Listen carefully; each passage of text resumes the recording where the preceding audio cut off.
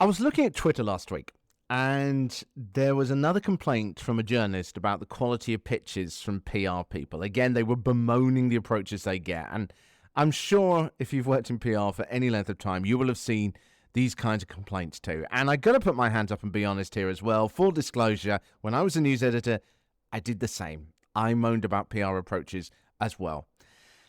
What, though, if you're a journalist and a PR?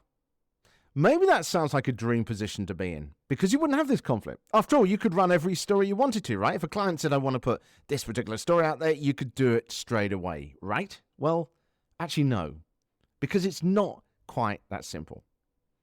Funmi Lijadu is a journalist for some of London's newspapers and magazines and a PR, and she reached out to me recently to tell me about her story.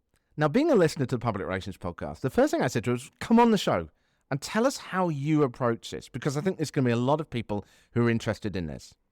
So I'm going to play that interview in just a few seconds' time. I will also say that Funmi isn't the only listener coming on since I started doing these chats with listeners. In fact, it's fantastic how many of you are reaching out. I've got people from the world of politics, showbiz, heads of agencies, and newcomers to PR as well, who I've never met before, coming on over the coming weeks. So thank you so much for the listeners who are reaching out. I'd love to get you on too. If you want to join this conversation that we're having here, if you head to the publicrelationspodcast.com, that's the website, the publicrelationspodcast.com, and at the top you will see a link with the word guest on it. Click on that and you can see how I pick the guests that come on this show and how listeners always get top priority as well. So let's get to Funmi, because this is a fascinating chat as we get inside the journalist PR mindset and how you can use skills from both sides to work together. I'm going to do part 1 today. Part 2 is going to come out later this week. And also I'm going to sum up all the key points that I get from this chat at the end of the second episode. Here we go. I've been reading your bio, Funmi, and you are both a journalist and a PR. You were shortlisted for a Young Journalist Freelance Award. You've gone on to work both as a freelance journalist and as a PR communications executive in London and the UK. And also, the other thing I'm slightly fascinated about, and I don't normally talk about research on this show because I like to talk about the sort of frontline techniques, but you've done a study on the PR potential of reality TV. So I am really looking forward to having this chat. First of all, very big welcome to you to the show. Thank you. Thank you so much. My Awesome. dissertation was an interesting one because it was more to do, it was a literary analysis of the show Love Island, comparing it to Shakespeare and other early modern texts. And the PR angle on the show gets discussed in terms of people's images and reputations, but it is more of like a secondary part of it. I mainly just analyzed the heartbreak angle and betrayal angles. The very But fiery... there's so much about that, though, isn't there? Because the story, I actually did an episode earlier this year where I was comparing how Shakespeare himself used PR techniques that we can recognize today in his time. So there is so much crossover. But look, let's talk about you and your average day, first of all. You're a freelance journalist and a PR, which some people might go, well, that's in conflict. So how do you separate those in your head? How do you approach both of those roles differently? Yeah, I think for an article, it really would depend on what I'm briefed with and how my pitch is shaped by the editor. But with an article, I guess the anatomy of it is it changes every single time. And I'm thinking more about descriptive language, context, statistics, legal issues as well, in terms of how I'm mentioning people and like getting my facts right and things like that. And I think with PR, it's interesting because the output and the end product, my name isn't on it that much. I'm not going to get a bunch of trolls from, well, I mean, hopefully not. I'm not going to get a bunch of trolls after sending one. Yeah, fingers crossed. Fingers crossed. Fingers crossed. I'm not going to get trolls from like one press release or social media post for my client. So it's a bit more invisible and a bit more subtle. And I feel like, in a way, with structuring a press release and things like that, it's a bit easier because it's quite clearly defined. Whereas with journalism, I have to switch on my creative brain as much as possible and work within the parameters I'm given. So I think in a weird way, there can be a bit more freedom in PR in the sense that you sort of know what you have to deliver. And with journalism, it can be a bit more open-ended. This is So always, I think this yeah, is always a really interesting discussion though, because I've said yeah, this before on the show. Is I think having journalism experience is incredibly useful for PRs, because a lot of PRs send the most appalling press releases and pitches to journalists because they don't understand what journalists need. So yeah, you must find that actually helps you, because you're looking at the PR story as what is a news story as well, right? yeah, definitely. I think I'm trying to figure out what the publication wants, what types of stories do they cover? Have they covered something in my press release? How can I maybe tweak my pitch or press release in a way that would sell a different angle or say something different? And I think in that way, I try as much as possible to not just give them a bundle of facts that they don't really care about, or Yeah. just random information they're going to just look at and go, well, how am I going to use this? Just delete it from inbox. Yep. So I try and make it as relevant as possible. And sometimes it works, sometimes it doesn't, but really just trying to tailor and send stuff to the right people so I don't piss people off, basically.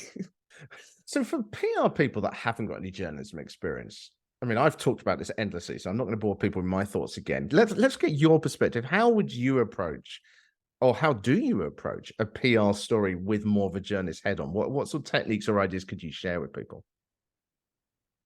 I think reading can be quite a big part of this as well, in terms of you can read similar stories by a journalist to see how you might craft the pitch in a way that would appeal to them. Maybe stalk their social media to see opinions and biases they might have and exploit them, Yeah, absolutely. and try and see how they think and what makes them tick. That can be quite helpful. And just trying to get to know, well, I mean, it's difficult because there's always a time crunch and it's tough, but trying to get to know who you're actually sending the idea to so that you can frame it in a way and say, hi, there's this piece, I saw this piece you wrote on blah blah blah topic, which is quite similar to this. Anyways, on behalf of my client, and then you can sort of channel things in that way. Agree with you. Connecting with things that people are already talking about is always such a powerful way of Yeah. doing it, because you know then that they're already interested in the topic, and also you know that they like that angle too. Yeah. You're basically Yeah. reinforcing their own belief in that point and telling Yeah. them they're right by giving them more information Yeah. to justify it. And we're all human, aren't we? We like that sort of stuff. Yeah. I mean, it was Definitely. Even interesting if as they well what don't, you even said if about they don't, your. Sorry, second. if they don't accept the pitch or they don't want the idea, they might still open it, and because it's probably going to be relevant. Yeah. The other thing you said was about your sort of study of the literary aspect of this, actually. And I'm interested in this because the way that you construct a story as well, how much are you using storytelling techniques in your approach to PR compared to journalism?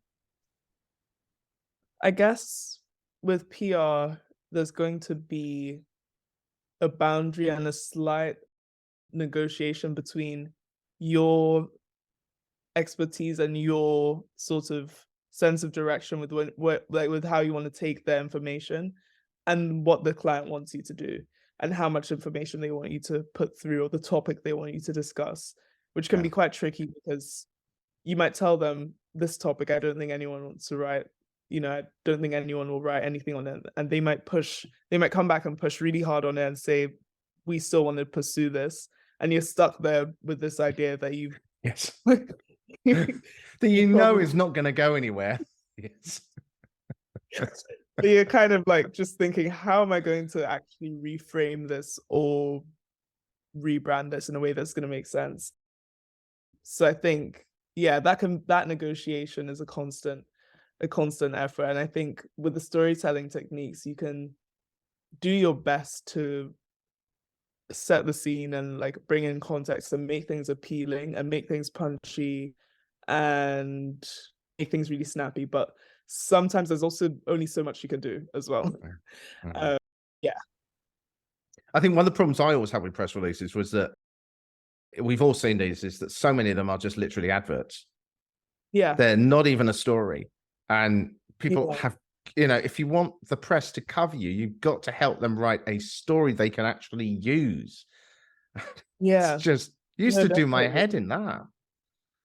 Yeah, definitely. I think an issue as well, if I can offer some kind of olive branch between the journo PR divide and wars that have been going on for I don't know how long. The But beginning of time, I think. the beginning of time. From the I think clay tablet in ancient Egypt. Yeah, anyway. yeah, it's I mean the two professions are incredibly time poor. Everyone is kind of battling against the clock, whether you're a PR professional or you're a journalist. It's you're doing your best to meet the deadlines, and it means that your attention span and what you focus on can actually be quite limited. On the PR side, your attention span can determine like errors in the press release or errors in your emails, which might piss people off. On the journalist side, you have like, I don't know, 1,000 emails a day or however many to get through and read through. And it means that some ideas just maybe will never get looked at, or you actually just become more frustrated and a bit more snappy and yeah, exhausted really. So I think on both sides it's a bit of a difficult one because we're both I mean it could be like a symbiotic thing, but often it feels like a clash because of Yes. the slight difference. It's the different Yeah, goals, isn't it? At the end of the day, yeah, I mean, as much you can do to help that journalist write the story. I mean, the more chance you're going to have, aren't you? And it's interesting you mentioned about the press releases there, and I keep having this debate on the show about press releases, whether they're dead or not. And I was having an interesting chat with a chap the other day who was saying that it depends on the industry, and I think that probably is very true. You know, particularly in the sort of more niche media spaces where there's less press releases arriving. But then if you talk about a national politics or some kind of national newsroom, they just don't have time to yeah, read these stories. It's almost pointless sending a press release unless you've developed that personal relationship first. What's your feeling about press releases yeah. in your experience? Like he said, it's very easy if I know someone to get them to open it. Yeah, makes all the Whether it's difference. for them, it makes a really big difference. I think there's all sorts of different complaints and people saying different details, or it must be just one page, or it must be XYZ, or it must have X number of images. But I think at the end of the day, the personal relationships probably matter more, and just the general luck, timing, persistence, which again is it's a weird one because I think in the PR journalist slight conflict, there can sometimes be the idea of a PR person as this sort of mosquito like buzzing and and like What do you mean, irritating sort of idea? No, that's how journalists do. buzzing and disturbing every single journalist they can find and forcing there's an idea of PRs as more forceful and stuff like that. But I think at the end of the day, everyone's just trying to do their job. And Yeah. some people are better at it. Some people have less personal relationships. And I think people are just trying to figure it out, really. But I try not to take it too personally when I see the latest rant on Twitter about Yeah. look what I saw in I my inbox. You know, I think the most successful PRs, and you can see this across the decades, are the ones that work with the press, are the ones that basically help them do their job rather than trying to push a story at them. And, you know, that often does mean massaging the story and reframing it and trying to get the clients to understand that if they actually want coverage, it's got to be written as a news story rather than as an advert. And that's the hard battle, isn't it, at times? Yeah. And I think a flexible client is one that allows you to actually do your job and Yes. be more successful because it gives you more space and Yeah. more opportunity to change and adapt the story depending on, and that makes it more easy to sell as well. Yeah. Yeah, it's not fun if it's not fun if the brief is quite narrow and then, it's not working and you have no other choice because you've been told that that's the only way you can, Mm. push it.